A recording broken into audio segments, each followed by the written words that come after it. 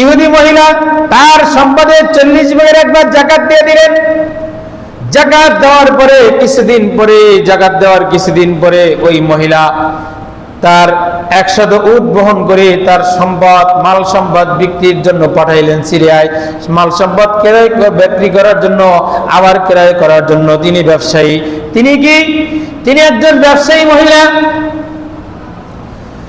যখন সিরিয়ার বুক থেকে ব্যবসা করে মাল সম্পদ নিয়ে লাভবান হয়ে তার ওই চাকর বাকর, তার খাদেমরা, তার কাজের লোকেরা ওই 100 উট বহন করে আবার যখন তারা মদিনার জমিনে ফিরে আসতেছিল, ফিরে আসার সময় ওই যে ব্যবসায়ী দল তারা ডাকাতের কবলে পড়েছে। কি করছে? ডাকাতের কবলে পড়েছে। ডাকাত আমাদের দেশে আছে না নাই? আছে না নাই? আছে। ডাকাতের কবলে পড়েছে। এই সংবাদ ওই মহিলার কানে পৌঁছে গেছে যে যারা সিরিয়া থেকে ব্যবসা করে মদিনার দিকে ফিরে আসতেছিল তারা ডাকাতের কবলে পড়েছে। এই খবর শোনার সাথে সাথে মহিলা একটু মনক্ষুণ্ণ হয়ে গেল যে হায়, আমি মুহাম্মাদের কথা মতো যাকাত দিলাম, এখন দেখি আমার মাল সম্পদ বিপদগ্রস্ত হয়ে গেছে। অথচ মুহাম্মদ বলেছিল মাল সম্পদ যাকাত দিলে হেফাজত করবেন আল্লাহ। তিনি মনে মনে চিন্তা করলেন, সকাল হওয়ার সাথে সাথে আমি মুহাম্মাদের কাছে যাব আর মুহাম্মাদকে আমি জিজ্ঞাসা করব, ও মুহাম্মদ, তুমি তো কোনোদিন মিথ্যা কথা বলো না, তাহলে তোমার কথা শুনে আমি আমার সম্পদের 40 ভাগের 1 ভাগ আমি যাকাত দিয়েছি, গরিব মিসকিনকে দিয়ে দিয়েছিলাম, কিন্তু আমার সম্পদ কেন ডাকাতের কবলে পড়ল? এই কথা মহিলা চিন্তা করলেন। এরই মাঝে সকাল হয়ে গেল। সকাল হওয়ার সাথে সাথে ওই মহিলা দূর দিকে তাকিয়ে দেখলেন, বাড়ির আঙিনায় তাকিয়ে দেখলেন যে তার যে 100 উট ছিল, 100 উট বহন করে সে যে মাল সম্পদ পাঠিয়েছিলেন সিরিয়ার বুকে, তার সমস্ত 100 উট সহ সমস্ত কর্মচারীরা আবার ফিরে এসেছে। সুবহানাল্লাহ বলেন জোরে। মহিলা আশ্চর্যান্বিত হয়ে গেলেন। তার কর্মচারীদেরকে জিজ্ঞাসা করলেন, কি ব্যাপার? আমি তো শুনেছিলাম তোমরা ডাকাতের কবলে পড়েছো, তাহলে তোমরা কিভাবে ফিরে আসলে একেবারে হেফাজতের সাথে? তখন তার যে ম্যানেজার, ওই ম্যানেজার বললেন যে, ও ম্যাডাম, আমরা ডাকাতের কবলে পড়েছিলাম ঠিকই, আমার সামনে যে উঠছিল হঠাৎ করে আমার সামনের উটটা সে পা ভাঁজ করে হঠাৎ করে তার পা জমিনের মধ্যে, মরুভূমির বালুর মধ্যে তার পা আটকে যায়, তার পা বালুর মধ্যে আটকা পড়ে যায়, সাথে সাথে আমার সামনের উটটা বসে পড়ে। এই সামনের উট যখন বসে পড়লো, এই সামনের উটের দেখা দেখি পিছনে যত উট ছিল 99 উট, সমস্ত উট দেখা দেখি সমস্ত উট বসে পড়েছে। আমরা অনেক চেষ্টা করলাম, অনেক চেষ্টা করার পরে, কিছুক্ষণ পরে চেষ্টা করার পরে আবার এই উট সে নিজে নিজে আবার সে উঠে দাঁড়ালো, দাঁড়িয়ে আবার সে মদিনার দিকে রওনা করলো। আমরা ডাকাতের, আমাদের সামনে যারা ছিল তারা ঠিকই ডাকাতের কবলে পড়েছে। মহিলা তখন বুঝতে পারলো, মহিলা তখন বিশ্বাস হলো, আমি যে যাকাত দিয়েছিলাম, এই যাকাত দেওয়ার কারণে আল্লাহ তাআলা আমার সম্পদকে ডাকাতের কবল থেকে হেফাজত করেছে। যাকাত দিলে সম্পদ কি হয়? পবিত্র হয়। যে যাকাত দিলে মাল সম্পদ পবিত্র হয়। যাকাত দিলে সম্পদের হেফাজতকারী কে হয়? আল্লাহ হয়। যাকাত দিলে সম্পদ বাড়ে। তিনটা কথা। যাকাত না দিলে, যাকাত যদি কোনো ব্যক্তি না দেয় দুনিয়ার জমিনে, তাহলে আল্লাহ পাক রব্বুল আলামিন কিয়ামতের ময়দানে তার জন্য কঠিন শাস্তির কথা উল্লেখ করেছেন। আল্লাহ রাসূলের একজন সাহাবী, নাম তার সালাবা রাদিয়াল্লাহু তাআলা আনহু, তিনি দরিদ্র সাহাবী। তিনি আল্লাহ রাসূলের কাছে একবার আসলেন, বললেন, ইয়া রাসূলুল্লাহ, ইয়া হাবিবাল্লাহ, আপনি আমার জন্য একটু দোয়া করেন। কি দোয়া করেন? দোয়া করেন আমাকে যেন আল্লাহ তাআলা সম্পদ বাড়ায় দেয়, আমি যেন গরিব মিসকিনকে দান করি, সম্পদ থেকে আমি যে গরিব মিসকিনকে দান করব, আমি সালেহিনদের মতো হয়ে যাব। আল্লাহ রাসূল সাল্লাল্লাহু আলাইহি সাল্লাম বললেন, ও সাহাবা, আমি তো সম্পদ চাই না, আমি যদি আমার সম্পদ চাইতাম, তাহলে আমি যদি দোয়া করতাম আর যদি চাইতাম, তাহলে এই উহুদ পাহাড় স্বর্ণে পরিণত হয়ে যেত। সুবহানাল্লাহ। শুধু তাই নয়, এই স্বর্ণ পাহাড় স্বর্ণে পরিণত হয়ে আমার পিছনে পিছনে এই পাহাড় ছুটতে থাকতো। সুবহানাল্লাহ। ও সালেবা, আমি তো সম্পদ চাই না। সালাবা বারবার বলতেছেন, ইয়া রাসূলুল্লাহ, ইয়া হাবিবাল্লাহ, আপনি আমার জন্য দোয়া করেন। নাসর বান্দা, সে রাসূল সাল্লাল্লাহু আলাইহি সাল্লামের পিছন ছাড়তেছে না, সে শুধু বলতেছে, আমার জন্য দোয়া করেন, আমি যেন সম্পদশালী হই, আর এই সম্পদ থেকে যেন আমি গরিব মিসকিনকে দান করি। এক পর্যায়ে রাসূলুল্লাহ সাল্লাল্লাহু আলাইহি সাল্লাম নির্ভয় হয়ে তার জন্য দোয়া করলেন। আল্লাহ রাসূল সাল্লাল্লাহু আলাইহি সাল্লাম যেই দোয়া করবেন সেই দোয়া কিন্তু কবুল। সেই দোয়া কি? কবুল। সাথে সাথে আল্লাহ পাক রব্বুল আলামিন তার দোয়া কবুল করে নিলেন। ওই ব্যক্তিকে, ওই সাহাবা রাদিয়াল্লাহু তাআলা আনহুকে সম্পদশালী বানাই দিলেন। যখন আল্লাহ তাআলা তাকে সম্পদশালী বানাই দিলেন, তিনি সম্পদের দেখাশোনা করার কারণে সে মদিনা থেকে একটু দূরে অবস্থান করলেন। আগে 5 ওয়াক্ত নামাজ মদিনা মসজিদে জামাতে আল্লাহ রাসূলের পিছনে পড়তেন। এখন তিনি সম্পদের কারণে তিনি শুধু যোহর আর আসর আর মাগরিবটা শুধু রাসূলের পিছনে আদায় করেন। কি বলেন? যদি সম্পদ হয় বেশি, দেখবেন বড় বড় ইন্ডাস্ট্রিজ যারা মালিক, মিল ফ্যাক্টরি, তার আগে ঢাকা শহরে কোনো মিল ফ্যাক্টরি আছে? কি বলেন? বড় বড় যে মিল ফ্যাক্টরি ঢাকা শহরের ভিতরে দেখাতে পারবেন যে বড় বড় মিল ফ্যাক্টরি ঢাকা শহরের মধ্যে আছে? হ্যাঁ, যত বড় বড় মিল ফ্যাক্টরি, এই যে এসকারগন, হ্যাঁ, তারপরে যমুনাগন, হ্যাঁ, তারপরে কি ফ্রেশ, তারপরে কি যত বড় বড় কোম্পানি আছে, বসুন্ধরা, দেখেন দেশের প্রত্যন্ত অঞ্চলে, হ্যাঁ, গ্রামের মধ্যে বিশাল আকারের জায়গা নিয়ে তারা ফ্যাক্টরি তৈরি করছে। ঠিক কিনা বলেন? এই যে ওয়ালটন একটা বড় ফ্যাক্টরি, একটা গ্রুপ, এই ওয়ালটন ফ্যাক্টরি বিশাল জায়গা নিয়ে, যেখানে ফাঁকা জায়গা মানুষ বসবাস করতো না, সেখানে বিশাল জায়গা এরিয়া নিয়ে সে কোম্পানি তৈরি করছে। শহরের বাইরে, শহরের ভিতরে জায়গা বেশি, জায়গার দাম বেশি, হ্যাঁ, মানুষের কোলাহল বেশি, গাড়ি যাতায়াতের সমস্যা হবে। ঠিক কিনা বলেন?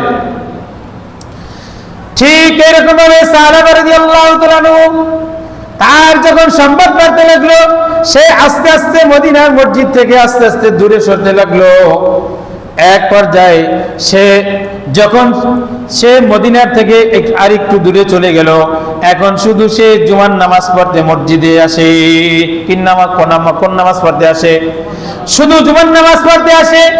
মদিনা থেকে একটু দূরে গেছে, শুধু জুমার নামাজ পড়ার জন্য মসজিদে আসে। আল্লাহ রাসূল সাল্লাল্লাহু আলাইহি সাল্লাম তিনি দেখলেন যে প্রথমে দেখতেছেন যে সে 2 ওয়াক্ত নামাজ পড়ছে আল্লাহ রাসূলের পিছনে। এর কিছুদিন পরে যখন তার সম্পদ বেড়ে গেল, এই সময় তিনি শুধু জুমার নামাজ পড়তে আসেন। এইরকম ভাবে কিছুদিন চলতেছিল।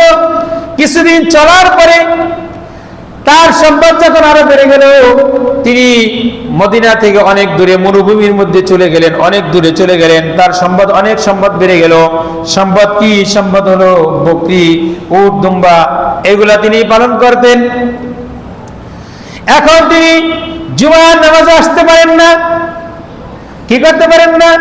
এখন তিনি সম্পদের ভারে, সম্পদের দেখাশোনা করার কারণে তিনি জুমার নামাজ পড়তে এখন মসজিদে নববীতে আসতে পারেন না। আল্লাহ রাসূল সাল্লাল্লাহু আলাইহি সাল্লাম একদিন জিজ্ঞাসা করলেন, ও সাহাবীরা, সাহাবার খবর কি? সাহাবাকে তো অনেকদিন দেখতেছি না, সাহাবা কি নামাজ ছেড়ে দিল কিনা? সাহাবারা বললেন, ইয়া রাসূলুল্লাহ, ইয়া হাবিবাল্লাহ, তার সম্পদ অনেক বেড়ে গেছে। সম্পদ বেড়ে যাওয়ার কারণে, ও সাহাবী, আপনার সাহাবী, সে মরুভূমির মধ্যে চলে গেছে, এখন সে আর মসজিদে আসে না। এই সময় আল্লাহ পাক রব্বুল আলামিন, আল্লাহ তাআলা আয়াত নাযিল করেছেন, যাকাতের আয়াত, যে আল্লাহ রাসূল, আপনি তাদের থেকে যাকাত আদায় করুন, তাদের সম্পদের যাকাত আদায় করুন।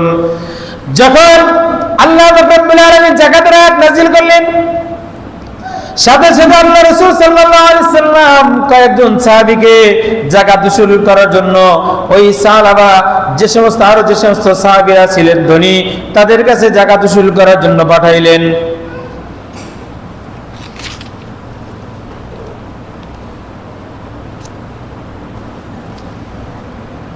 সাহাবায়ে কেরাম রাদিয়াল্লাহু তাআলা আনহু তারা যখন যাকাত উসুল করতে গেলেন, যাকাত উসুল করতে যখন গেলেন, তখন প্রথমে তারা সাহাবা রাদিয়াল্লাহু তাআলা আনহুর বাড়িতে গেলেন। যখন বললেন, ও সাহাবা, আল্লাহ রাসূল সাল্লাল্লাহু আলাইহি সাল্লাম হিসাব করে যাকাত দেওয়ার কথা বলছেন। তখন সাহাবা রাদিয়াল্লাহু তাআলা আনহু বললেন, দেখি তোমাদের হিসাবটা রাসূল কি হিসাব করেছেন। যখন সাহাবার হাতে হিসাবটা দিলেন, দস্তখতটা দিলেন, তখন ওই সাহাবা দস্তখতটা পড়ে বলতেছে, এটা তো জিজিয়া, এটা তো যাকাত না। কারণ জিজিয়া হলো অমুসলিমদের জন্য, যারা মুসলিম তারা এই মুসলমান দেশে বসবাস করতে হলে তাদেরকে জিজিয়া অথবা কর দিয়ে তাদেরকে বসবাস করতে হবে।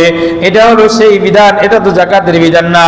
ঠিক আছে, তোমরা অন্যান্য ব্যক্তিদের কাছ থেকে যাকাত উসুল করে আমার কাছে থেকে যাকাত নিয়ে যেও, আমি চিন্তা ভাবনা করে দেখি কি দেওয়া যায়।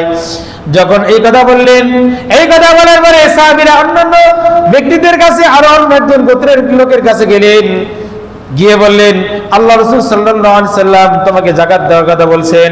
তখন ওই গোত্রের লোক সে বলল যে, ঠিক আছে, আল্লাহ রাসূল যে হিসাব দিয়েছেন আমি তো ভালো বুঝি না, তোমাদের যেটা পছন্দ হয় সেইটা তোমরা আমার মালের থেকে তোমরা যাকাত নিয়ে যাও। একজন যাকাত দেয় নাই, আরেকজন কি বললো যে তোমাদের যেটা পছন্দ হয় তোমরা সেটা কি করো, নিয়ে নাও, নিয়ে যাও। তোমাদের যেটা পছন্দ হয়, ভালোটা নাও, তোমরা কি করো, তোমরা ভালোটা নাও, খারাপটা নিও না। ভালোটা নাও, খারাপটা নিও না।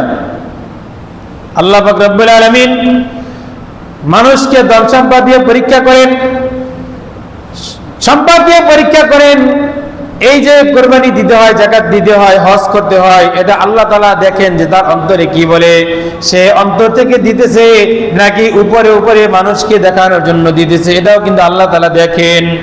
কি বলেন দেখেন, আল্লাহ তাআলা বলেন, লাইয়ানালাল্লাহু লুহুমুহা ওয়ালা দিমাউহা ওয়ালাকিন ইয়ানালুত তাকওয়া মিনকুম।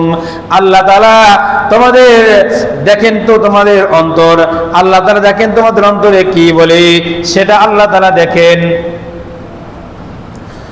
যখন অন্যান্য ব্যক্তিদের কাছ থেকে যাকাত নিয়ে আবার যখন সাহাবার কাছে আসলো, আসার পরে সাহাবা বলতেছে, এটা তো আবার ওই একই কথা বলতেছে, এটা তো জিজিয়া করের হিসাব, এটা তো অমুসলিমদের জন্য, আমি চিন্তা ভাবনা করে দেখি কি দেওয়া যায়, কি করা যায়, তোমরা এখন ফেরত চলে যাও। আল্লাহ রাসূল যখন সাহাবীরা আল্লাহ রাসূলের কাছে গিয়ে বললেন এই কথা, এই ঘটনা বর্ণনা করলেন, বর্ণনা করার পরে আল্লাহ রাসূল সাল্লাল্লাহু আলাইহি সাল্লাম আফসোস করে বললেন, হায় আফসোস সাহাবা। এই কথা আল্লাহ রাসূল তিনবার বললেন, আফসোস সাহাবা, আফসোস সাহাবা, আফসোস সাহাবার জন্য।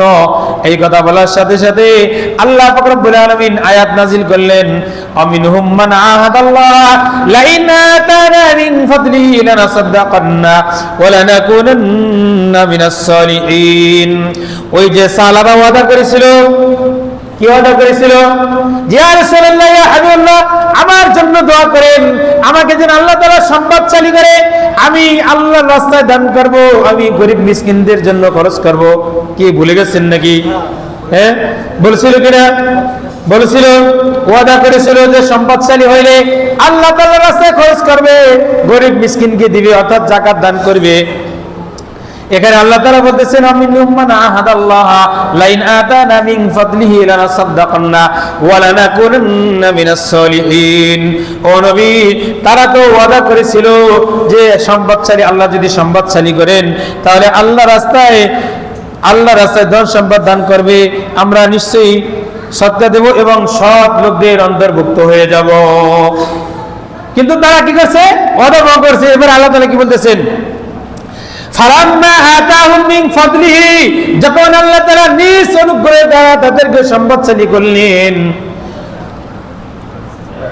ফাদলিহি বাখিলু বি ওয়া তাওয়াল্লাউ ওয়া হুম মুগরিদুন, যখন আল্লাহ তাআলা তাদেরকে নিজ অনুগ্রহে দ্বারা সম্পদশালী করলেন, তখন তারা বুকিরামি করলো, তারা অস্বীকৃতি জানাইলো। তারা কি করলো? অস্বীকৃতি জানাইলো, অস্বীকার করলো, আল্লাহ তাআলার কাছ থেকে মুখ ফিরে নিছে। এই মুখ ফেরানোর কতদিন থাকবে? فعاقبهم نفاقا في قلوبهم إلى يوم يلقونه بما أخلفوا الله ما وعدوه وبما كانوا يكذبون। এই যে তারা আল্লাহ তাআলার কাছ থেকে মুখ ফিরাই নিছে, এই যে তারা মুনাফিকি করছে, এটা কি করছে? মুনাফিকি কি বলেন? মুখে বলছে একটা, অন্তরে একটা, মুখে বলছে আরেকটা, এটার নামই মুনাফিকি। এটার নাম কি? মুনাফিকি। মুখে বলে একটা, অন্তরে থাকে আরেকটা, এর নাম কি? মুনাফিকি, নিফাকি। এই যে আল্লাহ তাআলা বলতেছেন, এই যে তারা মুনাফিকি করলো, এই যে তারা নিফাকি করলো, তাদের এই নিফাকিটা কতক্ষণ থাকবে? যতদিন তারা আল্লাহ তাআলার সামনে দণ্ডায়মান না হবে। আল্লাহ তাআলার সামনে যতদিন আল্লাহ তাআলার সামনে দণ্ডায়মান না হবে, ততদিন পর্যন্ত তারা এই মুনাফিক অবস্থায় থাকবে। কি ভয়ানক অবস্থা! যখন এই আয়াত নাজিল হলো, আয়াত নাজিল হওয়ার সময় এই সালাবার একজন মামা ওই রাসূলের দরবারে উপস্থিত ছিলেন। তিনি আরবের মানুষ, তো আরবি ভাষা বুঝেন। তিনি এই আয়াত শোনার সাথে সাথে ঘোড়া নিয়ে দৌড় দিলেন ওই মরুভূমির দিকে, সালাবার বাড়ির দিকে। সালাবার কাছে গিয়ে বলেন, ও সালাবা, তুমি কি ঘুমিয়ে আছো? তাড়াতাড়ি তুমি আসো, তোমার ব্যাপারে আল্লাহ তাআলা আয়াত নাজিল করেছেন। তোমার এই ঘটনা, তুমি যে ঘটনা ঘটিয়েছো, এই ঘটনা কিয়ামত পর্যন্ত মানুষ জানতে থাকবে। আমাদেরকে জানাইছে কে ঘটনা? কে জানাইছে? আল্লাহ তাআলা জানাইছে। আল্লাহ তাআলা আল্লাহ রাসূলের মাধ্যমে জানাই দিয়েছেন সালাবার ঘটনা। কি বলেন? কিয়ামত পর্যন্ত যত মানুষ আসবে, সমস্ত মানুষ জানবে তার ঘটনা, যে সে আল্লাহ তাআলার সাথে মুনাফিকি করছে। কার সাথে? আল্লাহ তাআলার সাথে মুনাফিকি করছে। যখন সালাবা রাদিয়াল্লাহু তাআলা এই কথা জানতে পারলেন যে তার ব্যাপারে, তার বিরুদ্ধে আয়াত নাজিল হয়েছে, সাথে সাথে এসে অনেকগুলা মাল সম্পদ, অনেকগুলা উট ভেড়া দুম্বা নিয়ে আল্লাহ রাসূলের দরবারে হাজির হইল। মসজিদে নববীতে আসলো, ফজরের নামাজের আগে এসে উপস্থিত হয়ে গেল। নামাজ শেষ করে আল্লাহ রাসূল সাল্লাল্লাহু আলাইহি সাল্লাম নবী মসজিদের বাইরে দিয়ে তাকায় দেখলেন যে মসজিদের সামনে অনেকগুলা উট দুম্বা। সাহাবীদেরকে বললেন, ও সাহাবীরা, এতগুলা উট ছাগল কেন এখানে? তখন সাহাবা দাঁড়িয়ে বললেন, ও ইয়া রাসূলুল্লাহ, ইয়া হাবিবাল্লাহ, আমার যাকাত দিতে দেরি হয়ে গেছে, এই নেন আমার যাকাত, আমার মালের যাকাত। কি বলেন? সে যাকাত দিতে অস্বীকৃতি জানাইছে। যখন আল্লাহ তাআলা আয়াত নাজিল করছে তার বিরুদ্ধে, তখন সে এসে বলতেছে কি যে আমার যাকাত দিতে দেরি হয়ে গেছে। চিন্তা করছেন? যাকাত দিতে কি হয়ে গেছে? দেরি হয়ে গেছে। আচ্ছা বলেন তো, যাকাত দিতে দেরি হওয়া আর অস্বীকার করা কি এক? কি বলেন? এক? আল্লাহ রাসূল সাল্লাল্লাহু আলাইহি সাল্লাম সাথে সাথে তাকে জানাই দিলেন, ও সাহাবা, আল্লাহ পাক রব্বুল আলামিন জিবরাইল আলাইহিস সালামের মাধ্যমে আমাকে জানাই দিয়েছেন, আমি যেন তোমার যাকাত গ্রহণ না করি। অতএব তোমার সম্পদ নিয়ে তুমি চলে যাও, তোমার জায়গায় তুমি চলে যাও। তোমার সম্পদের যাকাত আল্লাহ তাআলা আমাকে নেওয়ার জন্য নিষেধ করেছেন। আল্লাহ তাআলা গরীব না। আল্লাহ তাআলা বলছেন যে আল্লাহ তাআলা গরীব না, অতএব তোমার সম্পদ আল্লাহ তাআলার কোনো প্রয়োজন নাই। নাউজুবিল্লাহ। শুধু তাই নয়, ঘটনা এখানেই শেষ নয়।